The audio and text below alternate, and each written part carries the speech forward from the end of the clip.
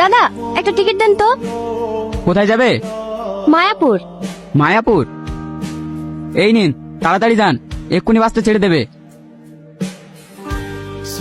আপনার ব্যাগটা সরান। হ্যাঁ হ্যাঁ নিশ্চয়ই। একটু সরে বসুন। কি সমস্যা আপনার? আমার দিকে এভাবে ঘালঘাল করে তাকাচ্ছেন কেন? মেয়ে দেখলে চোখ শুকানো ওঠা পড়ে নাকি? টিকিটটা কি? এটা তো এই বাসের টিকিট না। এই বাসের টিকিট না? না, তাহলে? আপনার বাসটা আমাদের বাসের একটু আগে বেরিয়ে গেছে। এই সিটটা ওনার, উনি দুটো সিটে বুক করেছে। সরি, আমি চলে যাচ্ছি। ইটস ওকে, আপনি চাইলে এখানে বসতে পারেন। আপনি যেমনটা ভাবছেন আমি তেমন ছেলে না। কোথায় যাবেন আপনি? মায়াপুর। তাহলে তো ভালোই হলো, একসঙ্গে ট্রাভেল করা যাবে। আমিও ওখানেই যাচ্ছি। মায়াপুরের কোথায় যাচ্ছেন আপনি? জমিদার বাড়ি। বড় সাহেবকে আমি অনেক শ্রদ্ধা করি। আর তাছাড়া আপনি ওই বাড়ির ছেলে, আপনার পাশে বসে আমি যেতে পারি? আপনি ভুল ভাবছেন, আমি ওই বাড়ির ছেলে না। তাহলে আপনি ওই বাড়িতে কি করতে যাচ্ছেন? আমি একজন ইলেকট্রিশিয়ান। জমিদার বাবু বলছিল ওই গ্রামে নাকি কারেন্টের খুব সমস্যা, তাই জমিদার বাড়ি যাচ্ছি। আর আপনি? আমার ওই গ্রামেই বাড়ি। আমি কলকাতায় পড়াশোনা করি। আমার পড়াশোনার যত খরচ সব জমিদার বাবুই দেয়।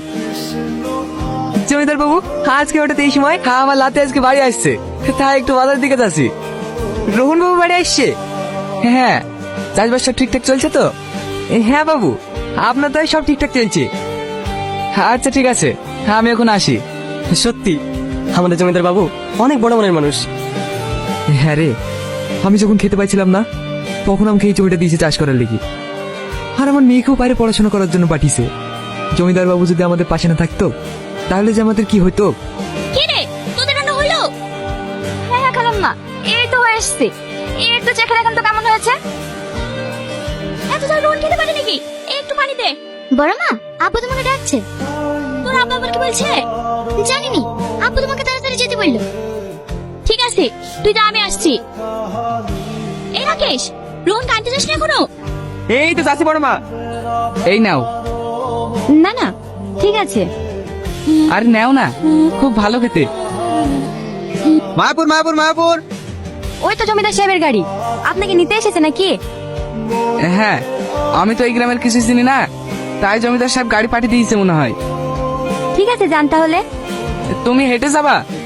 হ্যাঁ। তুমিও এসো আমার সাথে। না না, আমি হেঁটেই চলে যাব। কি করু, এসে শুরু? আরে ওসব কিছুই না।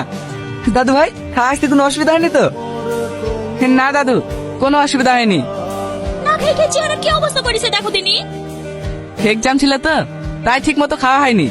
এবার তোমার হাতে খাবো, খেয়েই মোটায় যাবো। ওকে এখানে দাঁড় করে রাখবা না ভিতরে নিয়ে আসবা? হ্যাঁ হ্যাঁ, হাই বাবু ভিতরে আয়। আর 1 মাস বাদ দিয়ে তোর পরীক্ষা, এখন বাড়িতে আসা কি দরকার ছিল বলতো মা?